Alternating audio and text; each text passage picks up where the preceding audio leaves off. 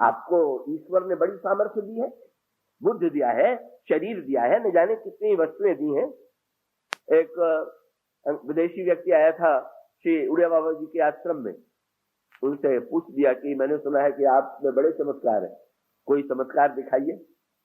उन्होंने कहा इस शरीर से बढ़ के कोई चमत्कार है? तुम ध्यान से जरा इसकी रचना को देखो तो तुम्हें लगेगा कि ये कितना बड़ा चमत्कार है। और इसका अभिप्राय यह है कि शरीर ने, ईश्वर ने जिन वस्तुओं को दिया है, उन वस्तुओं का यदि हम सदुपयोग कर रहे हैं, दुरुपयोग कर रहे हैं, तो अंत में उसका दंड हमें कर्म के द्वारा मिल जाएगा। सदुपयोग कर रहे हैं तो हम शरीर का सदुपयोग कर रहे हैं। लेकिन जब कभी जीवन में ऐसा अनुभव हो कि नहीं, इन सब के बाद भी ईश्वर की आवश्यकता, ईश्वर के अस्तित्व का बोध जो है वो तर्क के द्वारा या प्रत्यक्ष प्रमाण के द्वारा संभव नहीं। इसलिए सती जी ने जब, पार्वती जी ने जब ईश्वर के विषय में पूछा तो शंकर जी ने तुरंत कह दिया, राम अतर्क बुद्धि मन बानी, मत हमारा सुनो सयानी। वस्तुतः पार्वती, ईश्वर न तो बुद्धि का विषय है, न तो बुद्धि के द्वारा उसे समझा जा सकता है, न तो समझाया जा सकता है। तो ईश्वर की अनुभूति जो होगी उसके लिए शब्द कहा गया अनुभव गम्य भजहि ये संता। ईश्वर बुद्धि गम्य नहीं है, अनुभव गम्य। तो बुद्धि गम्य होने के लिए, समझने समझाने के लिए एक कल्पना की गई है कि गुरु ने मौन होकर के व्याख्यान दिया और शिष्य के संदेह का विनाश हो गया। और उसका अभिप्राय है कि ईश्वर के विषय में वस्तुतः मौन तो बुद्धि, वाणी तो बुद्धि का विलास। इसलिए यहाँ पर पार्वती जी के जीवन में भी बस यहाँ पर मूल सूत्र ये है, जो प्रश्न उन्होंने किए, कब उन प्रश्नों की क्या आवश्यकता है हमारे जीवन में ईश्वर की, और यदि ईश्वर है तो वो निर्गुण निराकार है कि सगुण साकार है। और यदि इसे हम सगुण साकार मान करके माने कि ईश्वर अवतार लेता है, तो ईश्वर के अवतार लेने की क्या आवश्यकता है? ये पहला प्रश्न था जो पार्वती जी ने भगवान शंकर से किया था। भगवान शंकर ने प्रारंभ में ये स्पष्ट कह दिया कि हरि अवतार हेतु जय होई, इदमित्थम कही जाए न सोई। भगवान का अवतार क्यों होता है, इसके विषय में दावे से कुछ नहीं कहा जा सकता है। क्यों? क्योंकि वो बुद्धि से परे। तो महाराज फिर बोलना चाहिए कि नहीं बोलना चाहिए? उन्होंने कहा कि नहीं, तब भी मैं बोलूंगा। गोस्वामी जी ने बहुत बढ़िया उत्तर दिया। तुलसीदास जी से भगवान ने कहा, तुम तो बहुत बढ़िया बोलते हो। बोले महाराज मैंने जानता हूं, कहे राम रस न रहत। आपके विषय में कुछ कहने से तो तत्व की दृष्टि से भी नहीं, रस की दृष्टि से भी नहीं। तत्व की दृष्टि से अगर मन बुद्धि वाणी से परे कहे तो भी उसका प्रतिपादन नहीं हो सकता। और रस की दृष्टि से भगवान की सुंदरता का वर्णन करने लगे और ये कहें कि भगवान की आंख तो कमल की तरह है, उनके कंधे तो वृषभ की तरह है, उनकी कमर सिंह की तरह है, तो यही पशु पक्षी और फूल ही रह गए हैं भगवान की सुंदरता का वर्णन करने के लिए। इन्हीं से उन्होंने कहा महाराज कहे राम रस न रहत। तब कहते क्यों? बोले कहे बिनु रही न परत। महाराज कहे बिना रहा नहीं जाता। और इसका अभिप्राय यह है कि जब लाचारी लगे तो बोलिए, जब आपको ईश्वर की आवश्यकता लगने लगे कि नहीं, सब कुछ होने के बाद भी ईश्वर की कोई आवश्यकता है, तो उस समय ईश्वर की आवश्यकता का अनुभव कैसे होता है और किन किन लोगों को हुआ, किन किन परिस्थितियों में हुआ, और कैसे वो निर्गुण निराकार ब्रह्म अवतरित होकर के सगुण साकार रूप ग्रहण करता है। कैलाश शिखर पर एक विशाल वटवृक्ष है और वह वटवृक्ष भगवान शिव को अत्यंत प्रिय है। एक दिन ऐसा क्षण आता है जब भगवान शंकर अकेले वट की छाया में जाते हैं। वृक्ष को देख करके उनके हृदय में अत्यंत सुख की अनुभूति हुई। उन्होंने अपना बाघंबर बिछाया और उस बाघंबर पर वे विराजमान हो गए। पार्वती जी इसी प्रकार के अवसर की खोज में थी उन एकांत क्षणों में आकर के वे भगवान शंकर के चरणों में प्रणाम करती हैं और फिर अपने अंतर मन की जिज्ञासा को उनके समक्ष प्रकट कर देती हैं।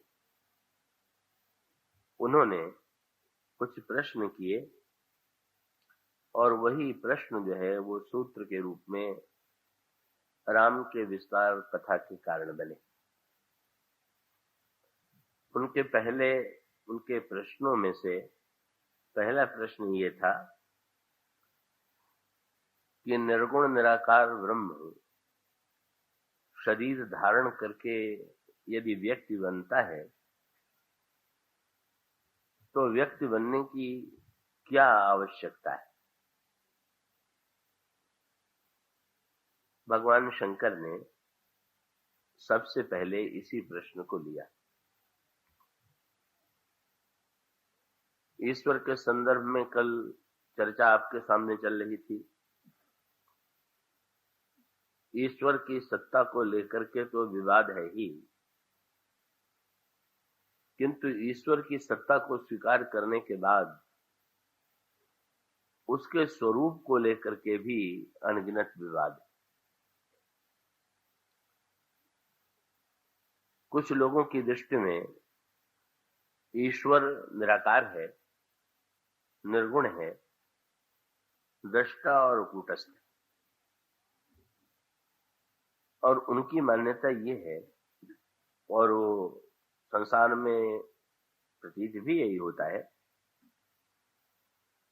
भगवान ब्रह्म की तुलना प्रकाश से की गई या प्रकाश को भी जो प्रकाश देने वाला है उससे की गई। तो प्रकाश का ये विलक्षण रूप सामने आता है। प्रकाश जो है न तो किसी का पक्षपाती है और न तो किसी का विरोधी। प्रकाश में बैठ करके हम क्या कार्य करते हैं ये हमारे ऊपर निर्भर है। का प्रकाश में बैठ करके अगर हम जाली दस्तावेज बनावें तो प्रकाश बुझ नहीं जाएगा, और प्रकाश में बैठ करके हम किसी पवित्र ग्रंथ का निर्माण करें या कथा में भाषण दें तो प्रकाश बढ़ नहीं जाएगा। इसी प्रकार से ब्रह्म वेदांत की दृष्टि में परम प्रकाशक है और वो स्वयं जो है सृष्टि के किसी क्रियाकलाप में कोई हस्तक्षेप नहीं करता। सृष्टि जो चल रही है, वैसे शब्द तो यही कहा जाता है, वाक्य तो यही कहा जाता है कि सारी सृष्टि ईश्वर के इच्छा से चल रही है। लेकिन उसको दृष्टांत के रूप में यूं कहें कि जैसे घड़ी का निर्माण करने वाला का भले ही घड़ी का निर्माण कर देता हो, निर्माण के बाद भी जब आपके हाथ में घड़ी बंधी हुई है और चल रही है तो उसमें बनाने वाला कोई उसको निरंतर चलाते रहने की चेष्टा करे, ऐसी कोई बात नहीं। उसने ऐसी पद्धति से घड़ी का निर्माण कर दिया है कि वो घड़ी जो है उसी यांत्रिक पद्धति के द्वारा अपने आप जो है वो चलती रहती है। आजकल तो ऐसी घड़ियों का भी निर्माण हो गया है, पर किसी भी घड़ी में घड़ी का संचालक बैठता नहीं है, उसे चलाता नहीं। तो ठीक इसी प्रकार से अगर ये भी मान लें कि ईश्वर संसार का रचयिता है, तो रचना के बाद वो सचमुच उसमें हस्तक्षेप नहीं करता। तो ये जो सृष्टि चल रही है वो किस आधार पर चल रही है? तो इसका उत्तर देते हुए ये कहा गया कि कर्म प्रधान विश्व करी राखा और जो जस करई सो तस फल चाखा। ईश्वर ने जब सृष्टि का निर्माण किया तो उसमें वही वैज्ञानिक पद्धति है जिसके मूल में कर्म विद्यमान है। कर्म के द्वारा ही संसार संचालित हो रहा है, कर्म के द्वारा ही व्यक्ति को दुख की अनुभूति होती है, कर्म के द्वारा ही व्यक्ति को सुख की अनुभूति होती है। और इस प्रकार से प्रत्येक व्यक्ति अपने प्रारब्ध कर्मों के भोग में लगा हुआ। तो इस मान्यता को मान लेने पर बहुत सी समस्याओं का समाधान हो जाता है। इसका अभिप्राय है कि स्पष्ट दिखाई देता है कि कभी अच्छे व्यक्ति विजयी होते हैं तो कभी बुरे व्यक्ति भी विजयी हो जाते हैं।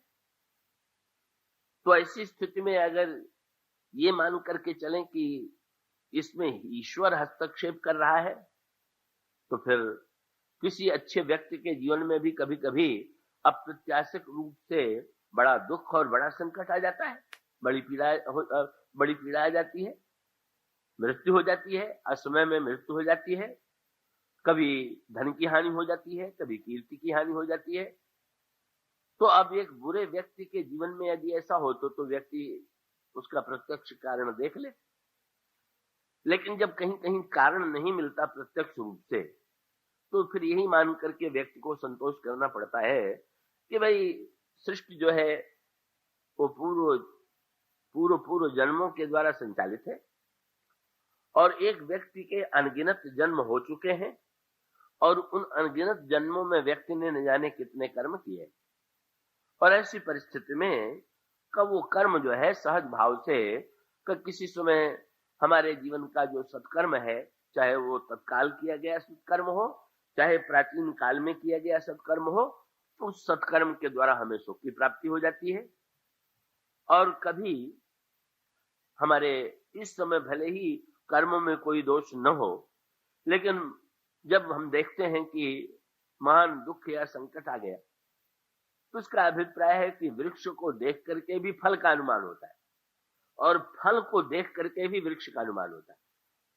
उसका अभिप्राय कि आम के वृक्ष को देखें तो ये निर्णय हो जाता है कि इसमें आम का फल लगेगा, और ऐसा भी होता है कि वृक्ष न दिखाई दे पर आम का फल दिखाई दे, तो उसको देख करके अनुमान कर लेते हैं कि आम के वृक्ष में लगा होगा।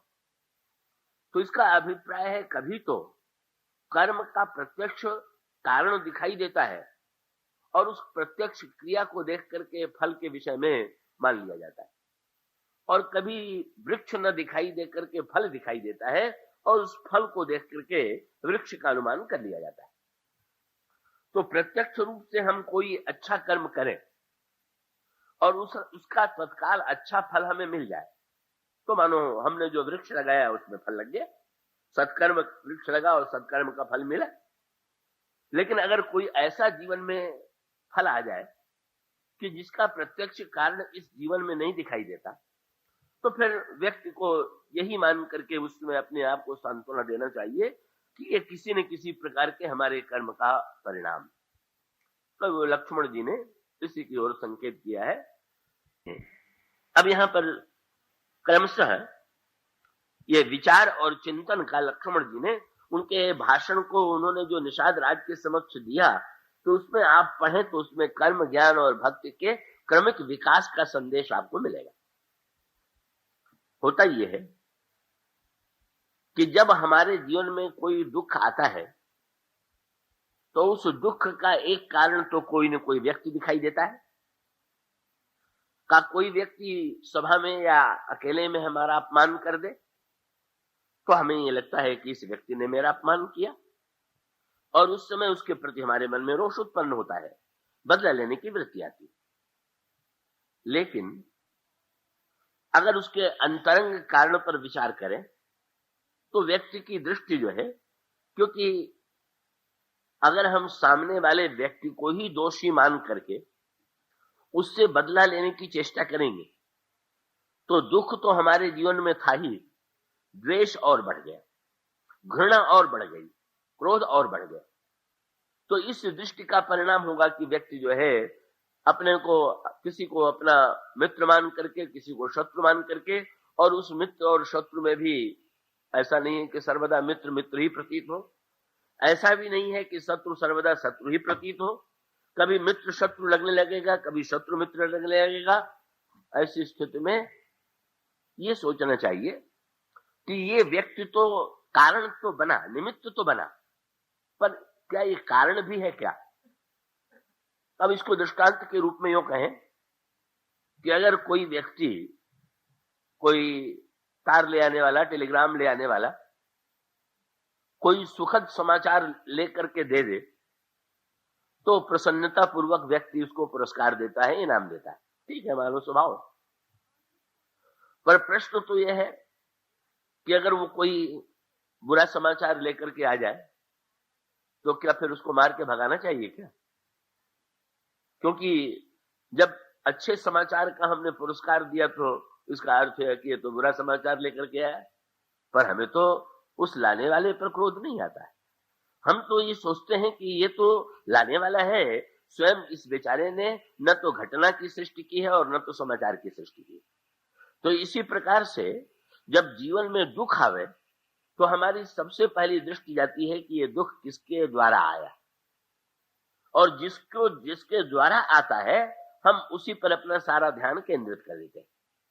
होना ये चाहिए कि हम ये रामायण में बड़ा मीठा प्रसंग आता है क्या, जब मारीच ने प्रभु का नाम लेकर के पुकारा तो उस शब्द को सुनकर के श्री सीता जी ने लक्ष्मण से कहा कि देखो तुमने ये स्वर नहीं सुना, ये तो तुम्हारे बड़े भाई का स्वर है।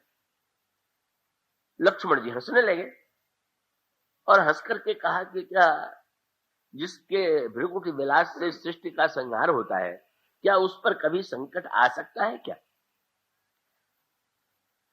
श्री सीता जी को क्रोध आ गया, और क्रोध आ जाने के बाद जब उन्होंने लक्ष्मण जी को फटकारा तो वो पंक्ति आपने पढ़ी, बड़ी प्रसिद्ध है। कमरम बचन जब सीता बोला, हरि प्रेरित लक्ष्मण मन डोला। हमारे रामायण के सबसे पहले संशोधन करने वाले पंडित ज्वाला प्रसाद जी थे। अब तो वो प्रतियां मुझे पता नहीं कि मिलती हैं कि नहीं मिलती हैं। सबसे पहले बंबई के वेंकटेश्वर प्रेस ने रामायण की जो प्रति निकाली उसका संशोधन पंडित ज्वाला प्रसाद जी ने किया। वो संस्कृत के बड़े विद्वान भी थे।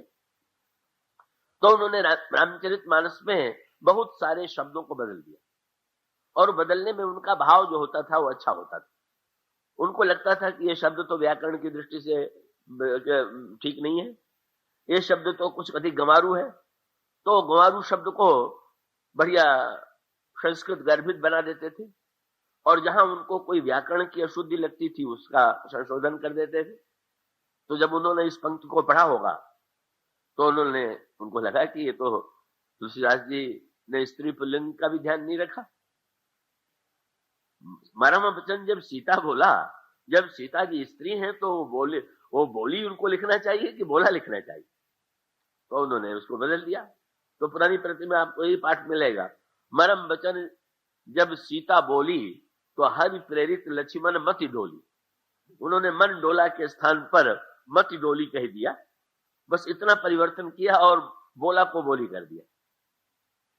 पर वो संशोधन उनकी बुद्धिमत्ता का परिचायक तो हो सकता है, लेकिन गोस्वामी जी जो जिस दृष्टि से इस शब्द को पुल्लिंग के रूप में रखते हैं वो तो उसे जाने बिना तो गोस्वामी जी जो सफाई देना चाहते हैं श्री सीता जी की ओर से उसका आनंद आप नहीं ले सकते क्या?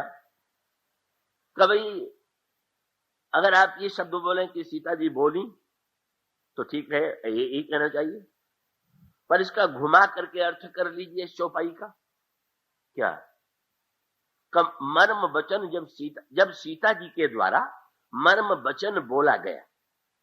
इसी वाक्य को अगर इस पंक्ति का अर्थ ऐसे करें तो व्याकरण की कोई अशुद्धि नहीं। जब भी बोला जाएगा तो यही कहा जाएगा उनके द्वारा बोला गया तो वो पुल्लिंग शब्द है। पर कोई कह सकता है कि अब सीधा अर्थ न लेकर के इतना घुमावदार अर्थ क्यों ले? सीधे तुलसीदास जी क्यों नहीं कह देते हैं कि सीता जी बोली? ये क्यों कहना चाहते हैं कि सीता जी के द्वारा बोला गया? मानो गोस्वामी जी का अभिप्राय ये था कि नहीं, क्या जिन शब्दों का प्रयोग मां के द्वारा हुआ वे सचमुच कभी संभव था कि मां के द्वारा वे शब्द निकल सकते थे क्या? लक्ष्मण जी के प्रति तो दूसरों के मन में भी संशय नहीं आता है, और जिन लक्ष्मण का इतना महान त्याग, इतना महान वैराग्य और इतने दिनों की सेवा श्री सीता जी ने देखी है, क्या वे लक्ष्मण के चरित्र पर संदेह कर सकती थी? और क्या लक्ष्मण जी के लिए उन वाक्यों का प्रयोग कर सकती थी? गोस्वामी जी ने तो उन वाक्यों को लिखना तक पसंद नहीं किया। वो इतने अनुचित वाक्य थे कि अन्य रामायणों में भले ही आप खोज करके पढ़े, फिर सीता जी ने क्या कहा तुलसीदास जी ने लिखा, वो तो केवल एक कहते हैं मरम वचन। फिर गोस्वामी जी मानो ये बताना चाहते थे, द्वारा बोला गया, मैंने वही बात जो अभी आपसे मैं कह रहा था कि एक तो व्यक्ति स्वयं बोले और दूसरा कोई बाध्य करके बुलवावे। तो यहां पर श्री सीता जी के द्वारा जो वाक्य निकलता है, क्या वो सीता जी बोली क्या? वो स्वामी जी ने कहा नहीं, सीता जी बोलती दिखाई पड़ी, पर उनके द्वारा बोला गया वो सचमुच उसमें कर्ता नहीं है, का वो तो केवल निमित्त है। और यही श्री सीता जी ने कहा। जिस समय रावण और भगवान राम का युद्ध चल रहा था, श्री सीता जी के पास आई त्रिजटा से श्री सीता जी ने पूछा युद्ध का समाचार क्या? और जब त्रिजटा ने कहा कि भगवान राम का बाण लगने पर भी, रावण के सिर और भुजा के कटने पर भी रावण की मृत्यु नहीं हो रही है, तो श्री सीता जी व्याकुल हो गई, रोने लगी। और तब उनको ये बात भूलती नहीं है कि लक्ष्मण जी के लिए ऐसे शब्द कहे गए। लेकिन उन्होंने कहा, त्रिजटा, ऐसा लगता है कि भाग्य और ब्रह्मा ही मेरे प्रतिकूल है। और तब उन्होंने ये शब्द कहा, अरे मैं क्या बताऊं, ब्रह्मा ने मेरे साथ कितना बड़ा अन्याय किया। क्या? बोले, जेहि विधि मोहि दुख दुसह सहाय। और दुख का प्रारंभ कैसे कहा किया? बोले, लक्ष्मण कह कटु वचन कहाए। ब्रह्मा ने मुझे माध्यम बना करके लक्ष्मण जी के लिए कठोर शब्द कहलवाए। स्वामी जी भी सफाई देते हैं, बोले भाई बोली मत कहिए, बड़ा अन्याय होगा सीता जी के प्रति। उनके द्वारा तो बोला गया। और उसका अभिप्राय है कि लक्ष्मण जी अगर ये अनुभव करें कि मां ने ऐसे शब्द कहे तो उनको कितनी पीड़ा होगी। जीवन भर इस पूरा पीड़ा को भूल नहीं सकते हैं। पर लक्ष्मण जी के जीवन में भी अंततो गत्वा यही तो ध्यान आता है कि नहीं, मां के मुंह से भले ही ये शब्द सुनाई पड़े हों, जैसा श्री सीता जी कहती हैं, जिस ब्रह्मा ने सबसे पहले मेरे द्वारा लक्ष्मण के लिए कठोर शब्द कहलाए, वही ब्रह्मा रावण को जीवित कर रहा है। उसी ब्रह्मा ने श्री राम से मुझे अलग कर दिया है। और इसका अभिप्राय सीधा साधा सा ये है कि जब हम व्यक्ति को निमित्त के रूप में देखेंगे तो हमारे अंतःकरण का रोष, पीड़ा बढ़ेगी। और जब हम उसको निमित्त के रूप में देखेंगे तो उसका परिणाम होगा कि हमारे जीवन में कौश वृत्ति का अभाव होगा। तो अब गोस्वामी जी ने क्रमिक संकेत किया। भगवान राम को वनवास दिया है कैकेयी जी ने, और कैकेयी जी ने बड़ी कुटिलता की है। यही प्रत्येक व्यक्ति अयोध्या का कहता है। अयोध्या का प्रत्येक व्यक्ति कैकेयी जी का शत्रु है। और वही निषाद राज ने दोहरा दिया। जब प्रभु को कुछ सैया पर सोए देखा तो याद आ गया कैकेयी के कार्यों की ओर, और निषाद के मुंह से ये निकला, कैकेय नंदिन मंदमति कठिन कुटिलपन कीन, जेहि रघुनंदन जानकी सुख अवसर दुख दिए। कैसी दुष्ट बुद्धि की ये कैकेयी है जिसने प्रभु को सुख के अवसर पर दुख दे दिया। लेकिन अब आचार्य की भूमिका क्या है, गुरु की भूमिका क्या है? लक्ष्मण जी को जीवों के आचार्य के रूप में रामानुज संप्रदाय में लक्ष्मण जी का स्थान, लक्ष्मण जी को जीवों का आचार्य बताया गया। तो जीवों के आचार्य के रूप में अब जीव के मन में जो बात है उससे नए क्रम से लक्ष्मण जी उसकी व्याख्या करते हैं। लक्ष्मण जी तर्क, निषाद राज को तो कल्पना ये थी, धारणा ये थी कि मैंने कैकेयी जी के लिए यदि कुछ कठोर शब्द कहे हैं तो लक्ष्मण जी शायद 100 गुने शब्दों में और उनकी निंदा करेंगे और मेरा समर्थन करेंगे। लेकिन आश्चर्य, लक्ष्मण जी ने निषाद राज का समर्थन बिल्कुल नहीं किया।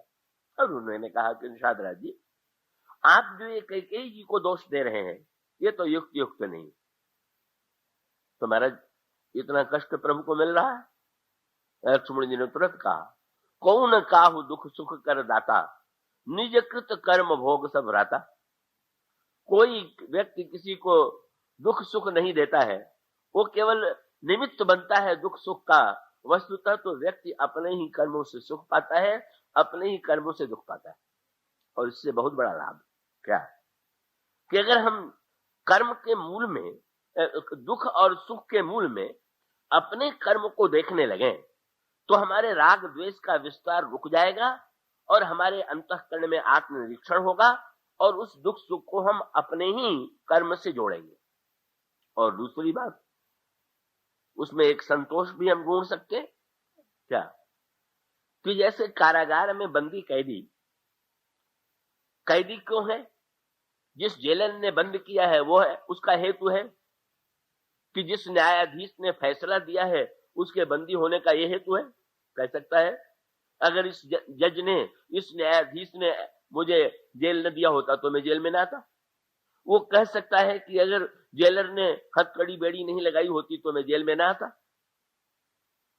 पर अगर वो विचार करके देखा कि न्यायाधीश ने या जेलर ने जो कुछ किया उसके मूल में तो हमारा ही कार्य है, तो परिणाम होगा कि वो अपनी ओर देखेगा और अपने कर्मों में अच्छा, अगर किसी पूर्व कर्म के परिणाम स्वरूप हमारे जीवन में ये दुख सुख आए हुए हैं तो दो बातें क्या कि एक तो हम सावधान रहें कर्म करने में कि अब कोई ऐसा कर्म न करें कि जिस कर्म का परिणाम दुखदायी, और दूसरे संतोष करने के लिए भी एक बात है क्या कि अगर ये चिंतन करता रहे कि हाय मुझे तो जेल दे दिया इन लोगों ने, पुलिस ने हमको पकड़ लिया, न्यायाधीश ने सजा दे दिया, जेलर ने हमके हाथ कड़ी बेड़ी लगा दी, तो उसका दुख 100 गुना बढ़ जाएगा।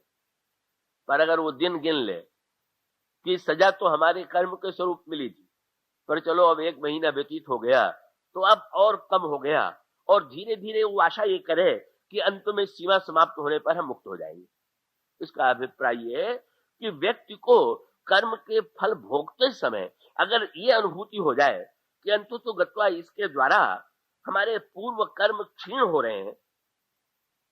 कभी कभी तो भक्तों ने इसी बात को उलट करके कहा कि भाई लगता तो यह है कि नरक दुखदायी है और स्वर्ग सुखदायी है, लेकिन बात उल्टी क्या, स्वर्ग में हम जाते हैं तो धीरे धीरे पुण्य क्षीण होता, और नरक में जब हम जाते हैं तो धीरे धीरे पाप क्षीण होता।